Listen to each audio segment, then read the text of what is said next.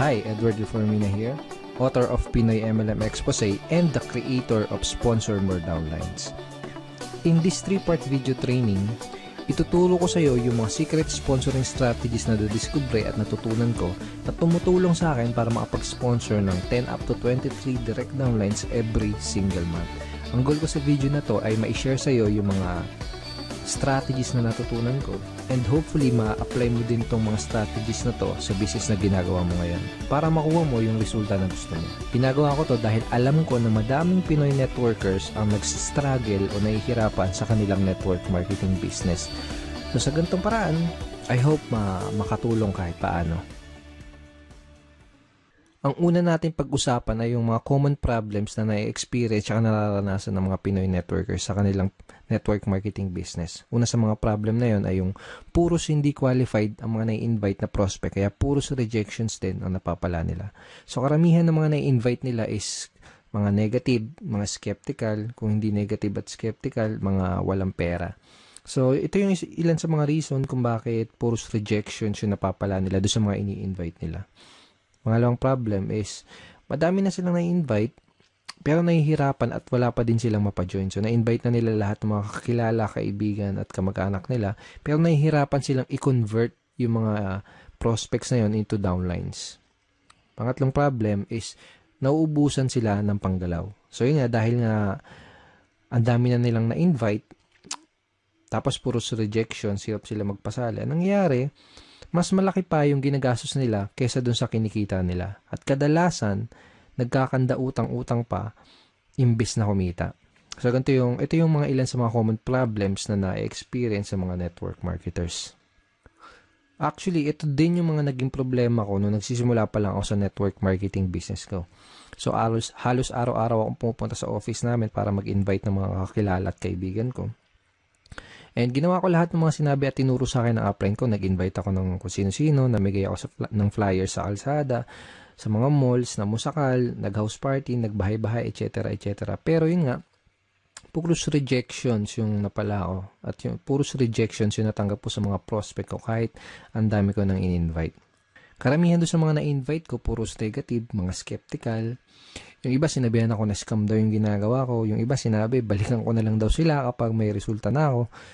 Yung iba naman, sinabi na yung mga nauna lang kumikita dyan, kung ano-ano pa. Sa madaling salita, puros mga hindi qualified na prospects yung mga na-invite ko.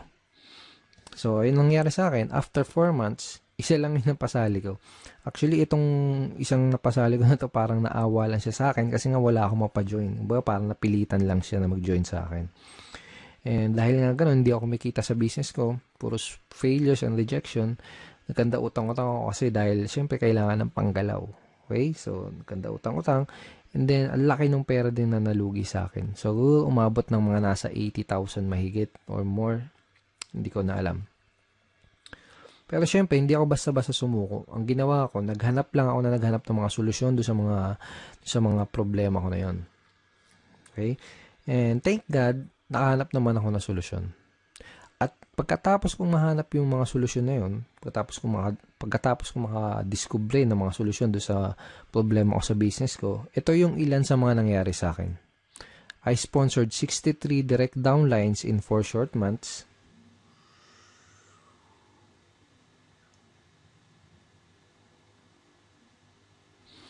And consistently na din ako nakakapag-sponsor ng 10 up to 23 direct downlines every single month.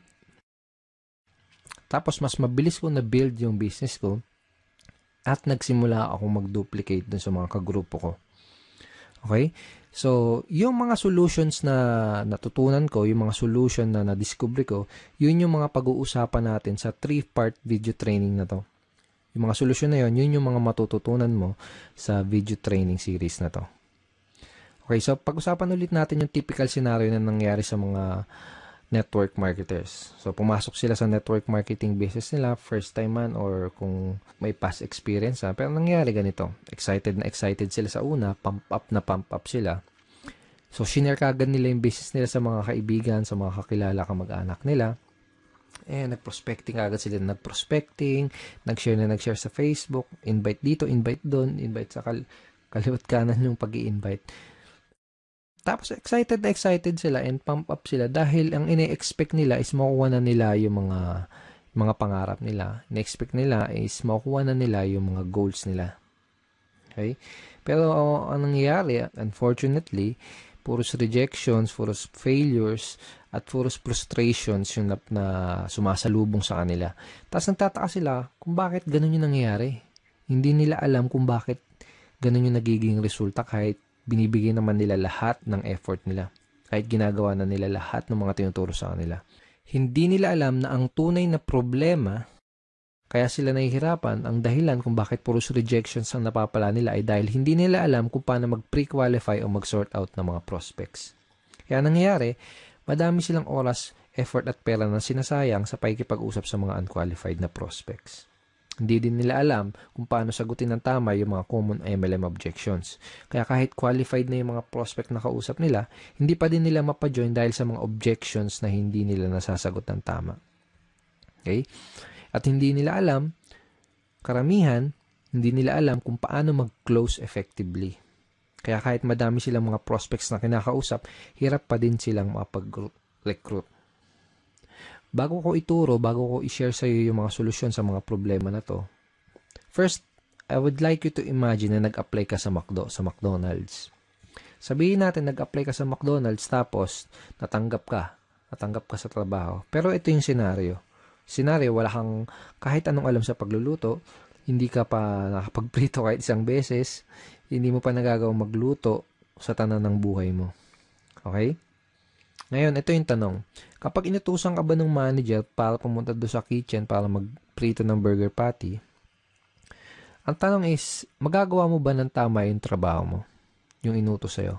Malamang hindi kasi nga wala ka pang background, wala ka pang knowledge para gawin yung task na yan. Tingin mo alam mo kung kailan mo babaliktarin yung burger patty. Tingin mo alam mo kung luto na o kung hilaw pa yung burger patty na niluluto mo. Malamang hindi kasi nga wala ka pa nung idea, wala ka pa nung tamang knowledge para gawin yung trabaho na yun.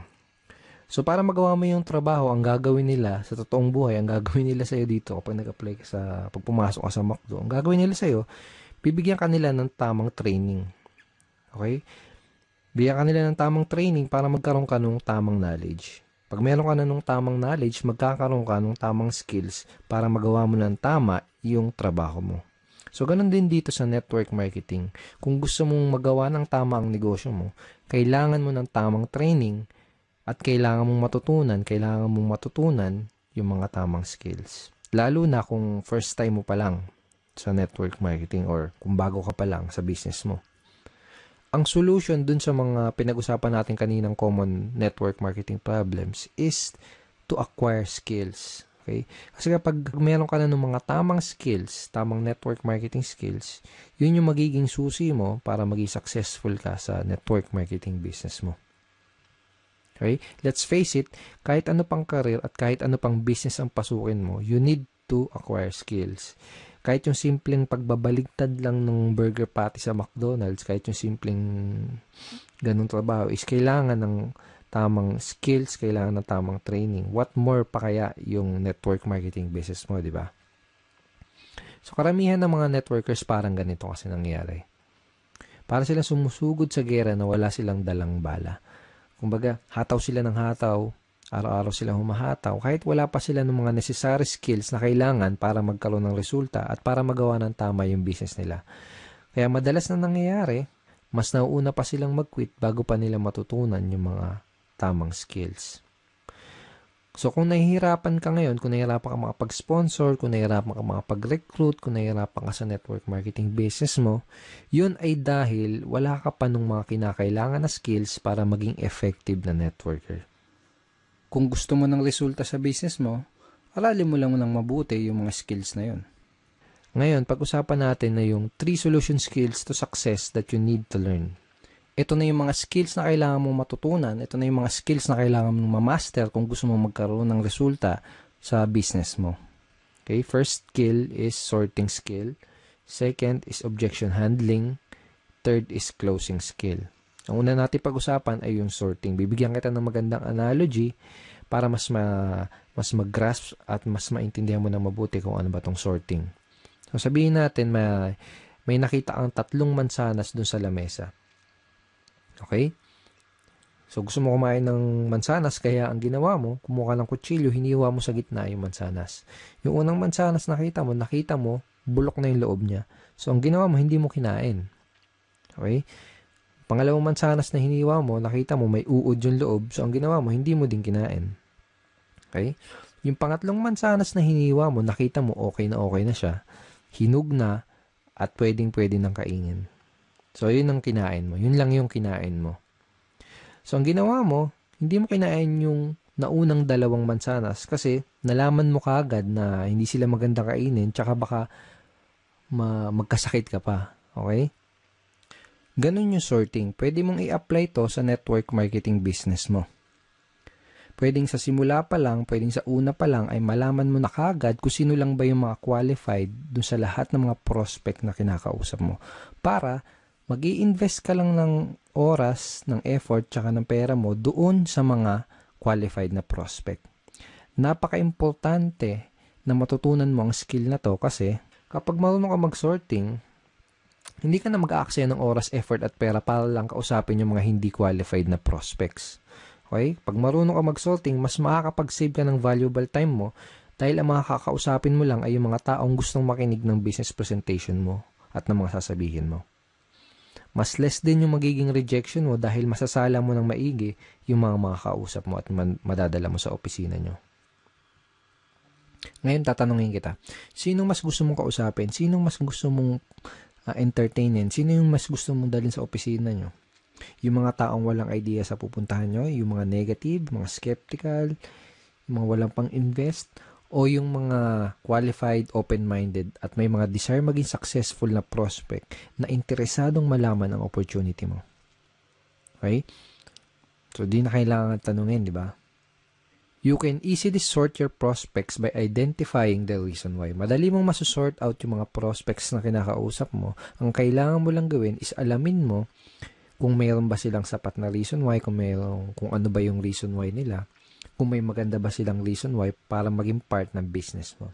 Okay? So, sabihin natin may kinakausap kang prospect, may pinaprospect ka, o kaya sabihin natin may nag-inquire sa'yo sa mga advertisement mo, sa mga online post mo, sa mga post mo sa mga dyaryo, etc. Kung ano man yung ginagawa mong promotion. Ito yung mga ilan sa mga kailangan mong malaman para malaman mo kung qualified ba yung prospect na kinakausap mo. Okay? Bakit nila kailangan ng additional income? Bakit nila gustong maging successful? May problema ba silang gusto nilang masolusyonan?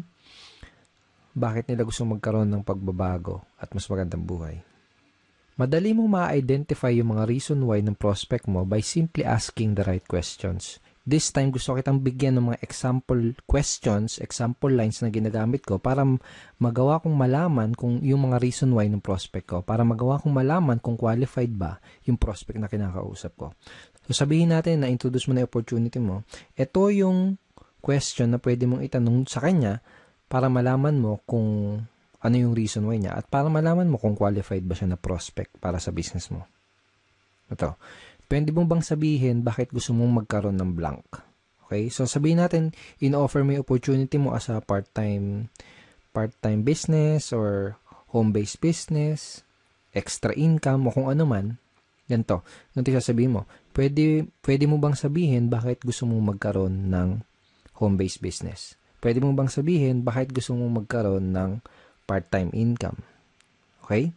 Another example, another variation ng question na to, ito. Ano yung reason bakit ka interesado na magkaroon ng blank? Okay? Again, ilalagay mo doon sa blank kung paano mo ina-offer yung opportunity mo. For example, ano yung reason bakit ka interesado na magkaroon ng home-based business? Ano yung reason bakit ka interesado na magkaroon ng part-time income? Ano yung reason bakit ka interesado na magkaroon ng additional source of income? Malalaman mo kung qualified ba yung prospect na kinakausap mo base dun sa isasagot niya dito sa itatanong mo. Kapag tinanong mo sa prospect mo to, ganito yung pwedeng isagot niya sa'yo. Okay. So basically, this is a screenshot ng chat conversation ko with the prospect. Basically, may kinakausap akong prospect sa Facebook and gusto kong malaman kung qualified ba siya na prospect para sa business ko. Kaya tinanong ko, ito, bakit mo gustong magkaroon ng additional source of income? So, ang sinagot niya, first reason is family. Okay? And sinabi niya din na lumalaki na yung family ko. I have one daughter and incoming baby this May 2013. So basically, ang nangyari, sinabi niya sa akin yung reason why niya. Kung bakit niya gusto magkaroon ng additional source of income. Nalaman ko na qualified siya na prospect dahil meron siyang sapat at magandang reason why para gawin yung negosyo. Okay? Nalaman ko na kailangan niya ng dagdag na income kasi nga lumalaki na yung family niya. So, lumalaki na yung mga bills na babayaran niya, mga anak yung misis niya, etc. So, sa madaling salita, nalaman ko na qualified siya na prospect by simply asking these questions. Okay. Lahat ng prospect na kinakausap ko, inaalam ko muna ng maigi kung meron ba silang maganda o sapat na reason why. Doon ko kasi malalaman kung qualified ba sila na prospect o hindi. Alam ko kasi na kung wala silang mabibigay na magandang reason why or sapat na reason why, hindi rin sila mamomotivate na mag-take ng action. Hindi sila mamomotivate na mag-join, hindi sila mamomotivate na maglabas ng kapital. Baga wala silang sapat na reason why para magsimula ng isang network marketing business. Kung wala silang mabibigay sa akin na magandang reason why or sapat na reason why, hindi ako mag-aaksaya ng panahon para explainan pa sila, para dalhin pa sila sa office. That is how I sort my prospects and that is how I qualify my prospects. Okay, so possible scenario. Sabihin natin na tinanong mo na to sa tong questions na to sa prospect mo, pero sabihin natin ang nangyari ay hindi kagad siya nag-open up sa'yo. Sabihin natin na hindi niya kagad sinabi sa'yo yung reason why niya. Posible kasi na mangyari yon, lalo na kung kakikilala mo pa lang sa kanya o kaya hindi ka pa nakakapag-build ng rapport. Posible na kapag tinanong mo sa kanya tong questions na to, itong ano yung reason bakit ka interesado na magkaroon ng additional source of income, posible na yung isagot niya lang sa'yo ay parang yung mga wala lang. Gusto ko lang kumita ng additional income. Pwedeng ganun. So, walang sapat na reason why, di ba? O kaya naman, pwedeng ang isagot niya ay wala lang. Sino ba naman ang ayaw kumita ng additional income? Parang ganun. So, wala ding sapat na reason why. Ang questions na pwede mong itanong do sa prospect mo para magawa mong mag-open up siya sa'yo at para magawa mong ma-identify yung reason why niya ay itong mga questions na to. Ito, sabihin natin na kumikita ka na ng part-time income, magkano ang gusto mong kitain on a monthly basis? O kaya magkano ang gusto mong kitain na additional income per month?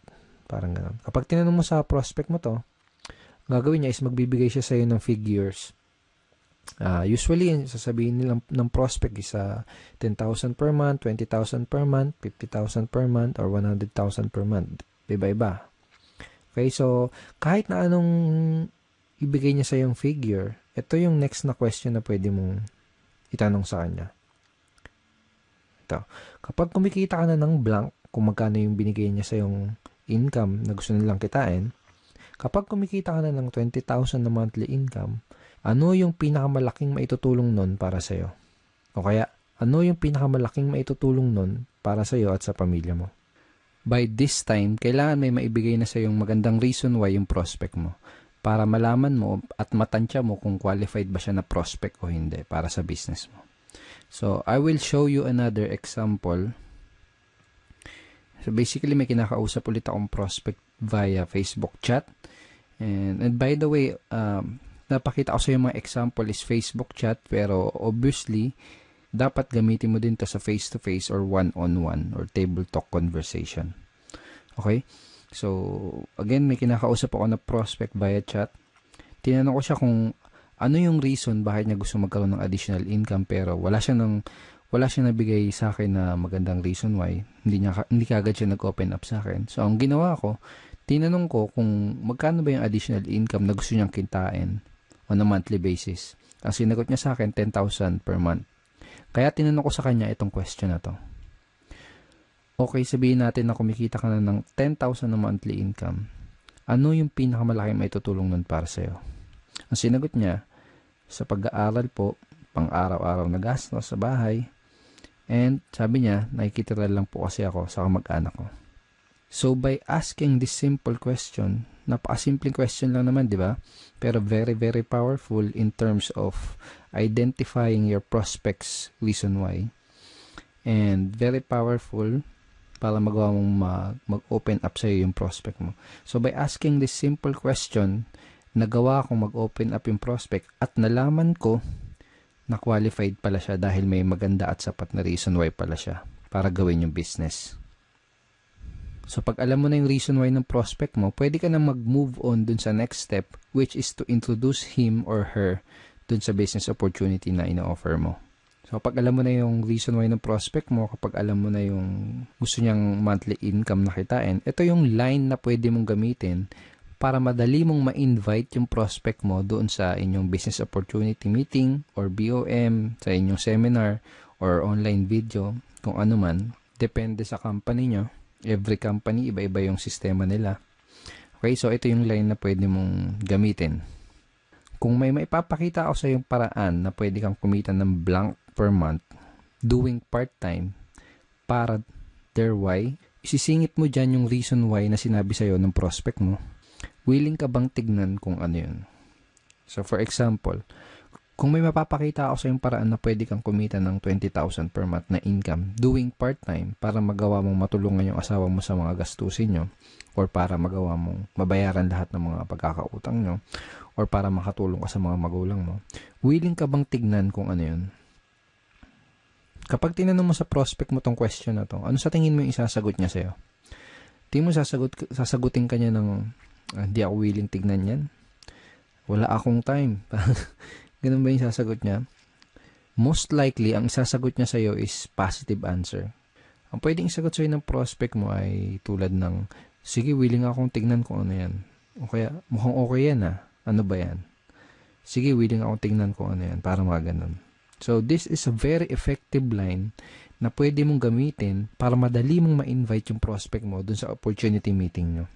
Napaka-effective nitong line na to dahil ginamit mo yung reason why ng prospect mo dun sa invitation mo. Ngayon, pag-usapan natin kung ano yung mga pwede mong gawin para mapakinabangan mo na maigi yung mga tinuro ko sa'yo dito sa video na to. Okay? So, ito yung mga kailangan mong gawin. Una, write this example sorting questions that I gave you. So, mamaya balikan mo tong video na to, i-play mo ulit, tapos isulat mo sa papel o kaya i-type mo sa cellphone mo or sa iPad mo yung mga example questions na binigay ko sa'yo. Okay? Second, read this line ng paulit-ulit and try to internalize them. Okay? So, wag mo kabisaduhin. Okay? Mas maganda kung ma-internalize mo siya. Mas maganda kung mas maintindihan mo kung ano yung reason bakit mo siya tinatanong. Basta, tandaan mo, yung mga example questions na binigay ko sa'yo, ang goal mo, kaya mo gagamitin yung mga example questions na yun, ay para ma-qualify mo yung prospect mo at para malaman mo yung reason why nila. Okay? Pangatlo, start asking these sorting questions to your prospect. So, kung may kakausapin ka na prospect mamaya, bukas o sa isang araw, start using these questions. Simulan mong gamitin at itanong yung mga question na yun sa mga prospect na makakausap mo para magawa mong masort yung mga kinakausap mo na prospect at para malaman mo kaagad kung qualified ba sila o hindi sa business mo. Pag ginawa mo yun, mas makakapag-save ka ng time, ng effort, tsaka ng pera mo. Okay? So, thank you so much for watching this video. I hope madami ka natutunan din sa training video number 1. In training video number 2, pag-uusapan natin na yung some of the biggest misconceptions ng mga networkers. Ito yung mga maling akala ng mga networkers na pumipigil sa kanila para magkaroon ng resulta. Pag-uusapan din natin sa training video number 2, kung paano mo sasagutin yung mga common MLM objections. Bibigyan din kita ng free PDF script na magagamit mo sa pagsagot nitong 3 objections na to. So, don't forget to check your email for training video number 2. Ipapadala ko sa iyo yung link ng video number 2 sa isang araw. Hindi bukas, sa isang araw. Okay, sa baba ng video na to, may makikita kang like and share button. Huwag mong kalilimutan na i-click yung like and huwag mo din kalilimutan na i-share tong video na to. And pwede ka rin mag-comment sa baba. Kung may gusto kong itanong, pwede mo rin i-type yon sa comment box below. And I will try my best na sagutin yung question mo. Again, thank you so much for watching this video and see you in video number 2.